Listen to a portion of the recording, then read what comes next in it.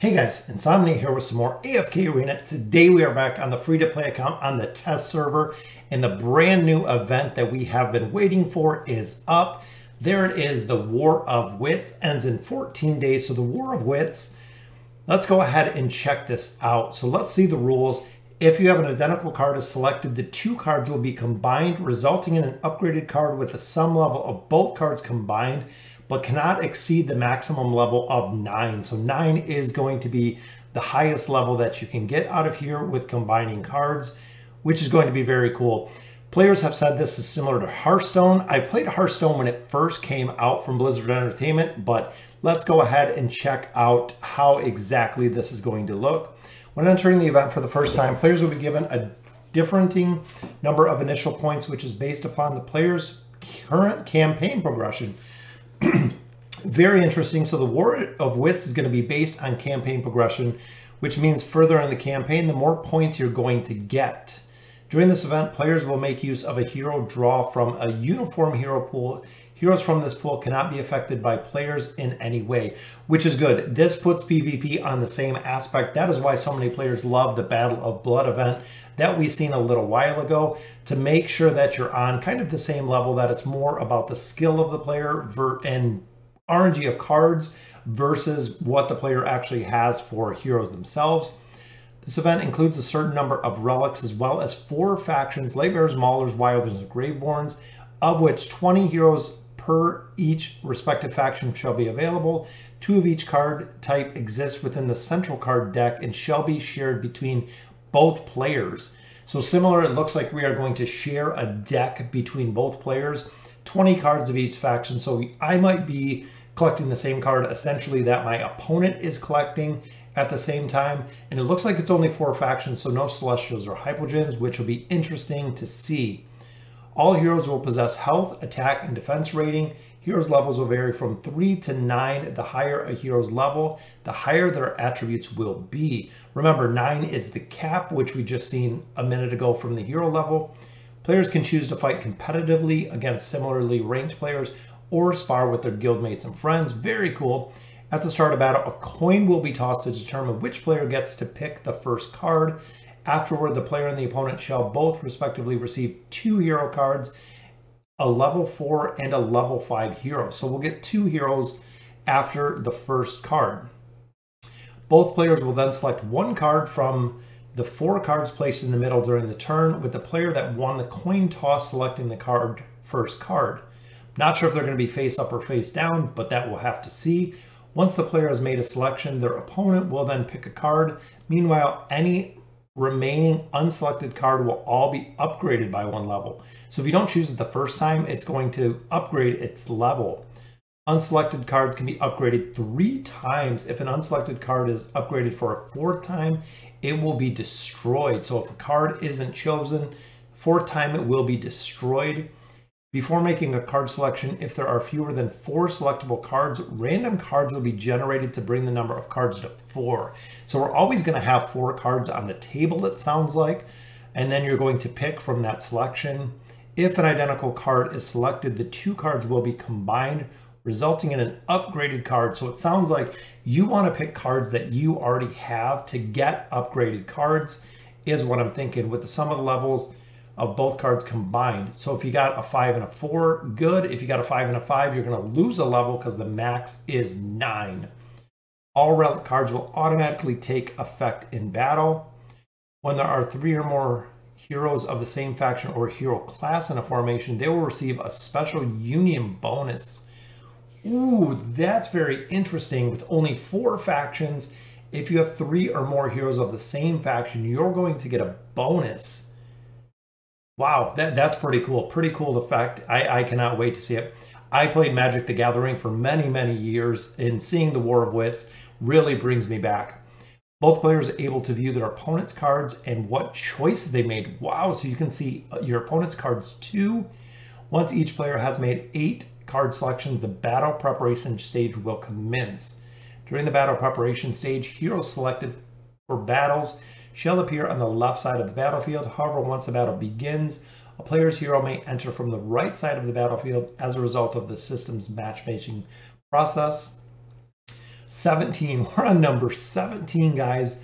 Active battle effects, relic card effects, factional advantages, union bonuses for certain factions or hero classes. Players will be rewarded for completing the first battle of every day, regardless of whether it is win or lose. So just playing is going to allow you to get a reward. Very, very cool aspect. Sparring with friends and guildmate does not affect the player's leaderboards and does not grant any rewards. If the battle timer reaches 0 without a defiant winner, the side with the most surviving heroes still on the battlefield will claim victory. If the number of heroes on either side are equal, the side with the highest combined percentage of health remaining will claim victory. All right, guys, so that is 20 rules, 20 guidelines that this game is going to be played by. So absolutely crazy there. Let's get into it. As we can see, a lot of players have already started playing. We are not going to spar. We got some in the global. We got some on the friends list already. Let's go ahead and challenge and see how this matchmaking process really does look. So there we go. So we're matched with a level 99 player, ranked 1203. So there's the coin flip. It is 1. So I go first. You go first. All right. So here is my 2 cards. I have a Chimera and I do have a Sandglass of Respise. Health recovery of enemies is reduced. You know what? Let's go for Thorin because I love Thorin. It looks like he has a Wilder and a Mauler. We'll pick up a tank. So they added +1. So he's got 3 light bears. Is he going to go for the relic? Is the question. Because now I have 2. Remember, I need 3. No, he went for... Picked up a Strilda. You know what?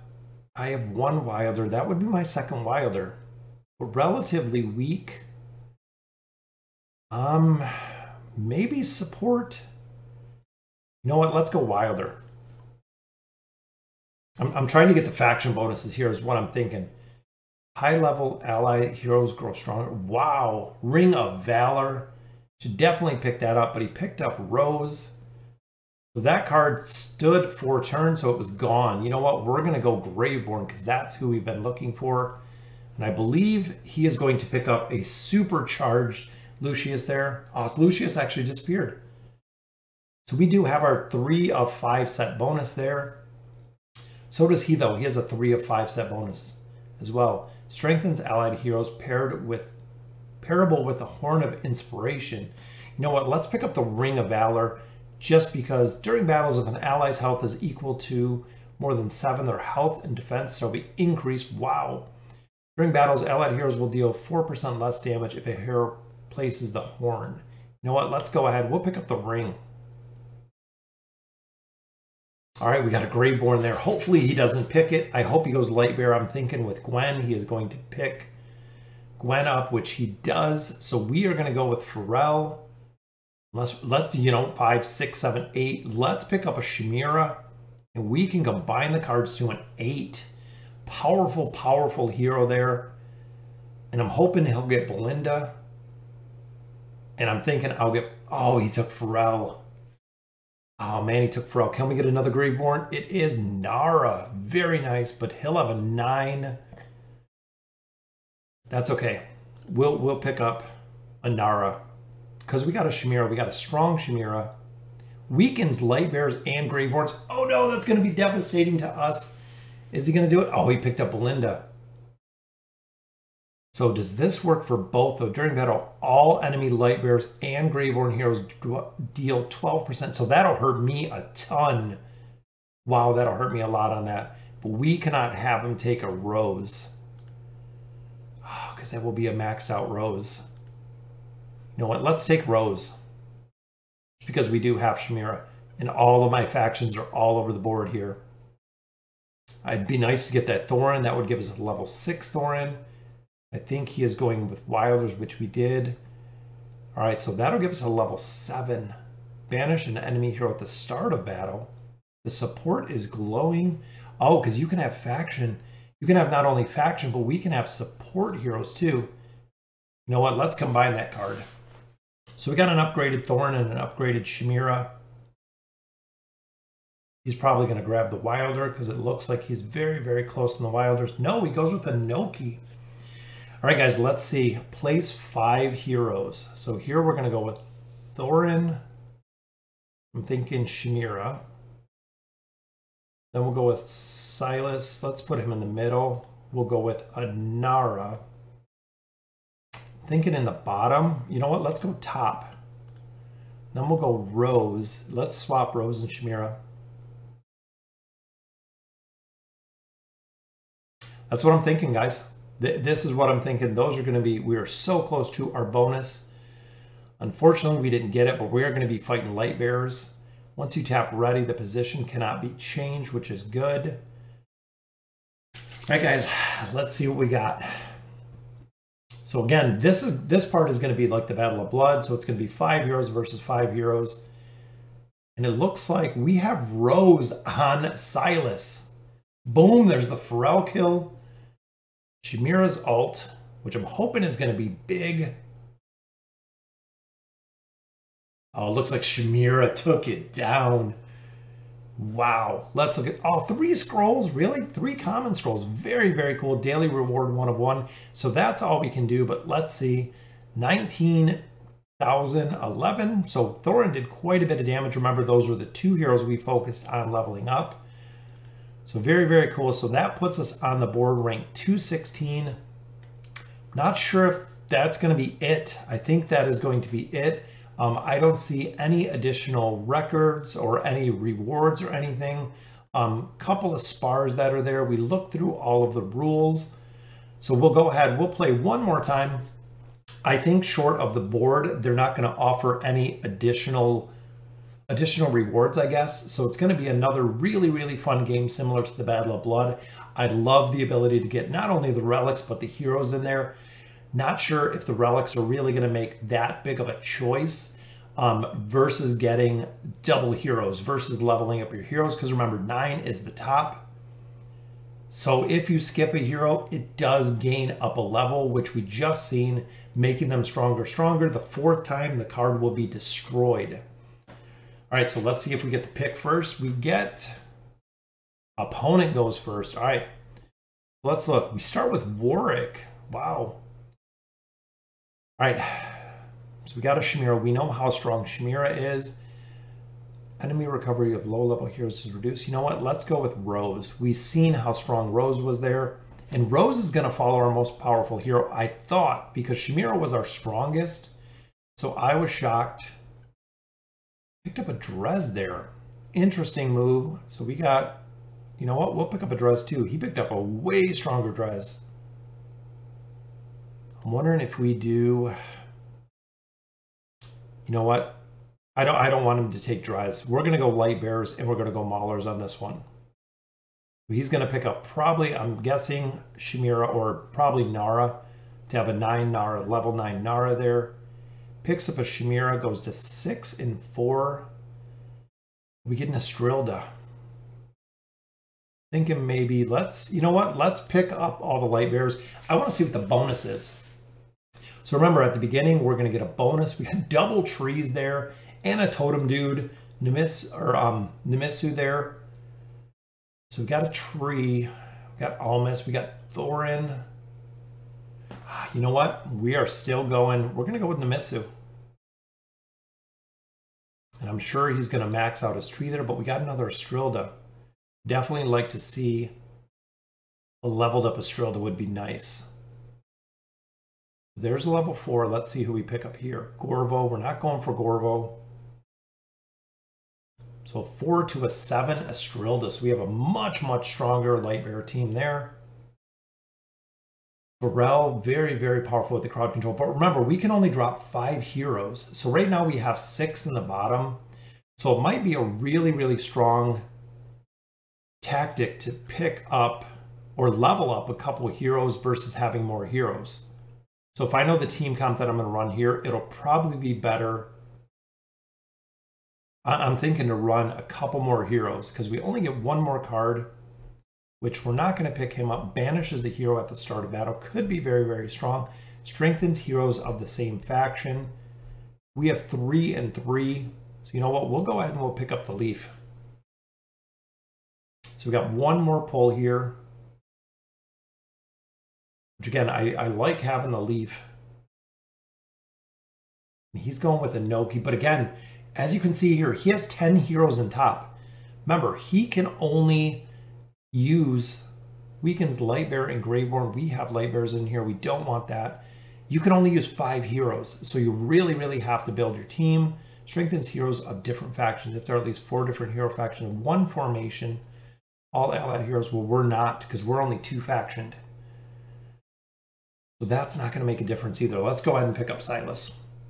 Very, very cool aspect. I cannot wait to get into this. So we're going to go with our 2 tanks here. So we're going to go tank, and we're going to go Estrilda. I'm thinking maybe Warwick and Drez. We got an 8. We'll keep a 4 out. 3, 2. See, Drez is pretty low. You know what? Let's swap out Drez. And we will drop in Rose. This is going to give us a faction bonus. Heroes deal up to 25% additional damage to certain factions. I'm thinking, you know what? Let's go. We'll go double support. But let's go this route. All right. Let's see, guys, if my method paid off. Because remember, you can only get 10 heroes. You can only use 5. I know he did get a shield, but Warwick burning down really, really quick there. I know he's got Shamira and Nara. Nara took Lucius down, but Nemitsu's keeping some healing up. Seems like my Warwick Estrilda is going to take Shamira down, and it is going to be another win. It seems like going for cards, guys. Going for cards, because remember, again, if you're picking 10 hero cards, you can only use 5. So maximizing, I guess, the heroes that you're picking up. We leveled up a Nemitsu. We leveled up an Estrilda. Definitely worth doing. So a very, very cool event. Seems like short of the one time that you do get the reward, there's not going to be anything else from it at this point. I don't know if there's going to be frames or rewards, but let me know in the comments what you guys think. Very, very cool to see the War of Wits. I love how they reworked it. It's such a cool system. It is going to be pretty time consuming, but took out the RNG of getting Celestials and Hypogens, making the same cards. Also only stayed with factions. So factions and relics, very, very cool. Took out Celestials and Hypogens. That way the teams are not kind of catered one way, but it seems like pulling doubles of heroes is going to be ideal because, again, you can only use 5 heroes. Those 5 heroes will get relic bonuses. So making sure that you choose 5 heroes, kind of stick with 5 or 6 heroes, and then go with relics. So again, guys, let me know in the comments what you guys think. And as always, thank you guys for watching.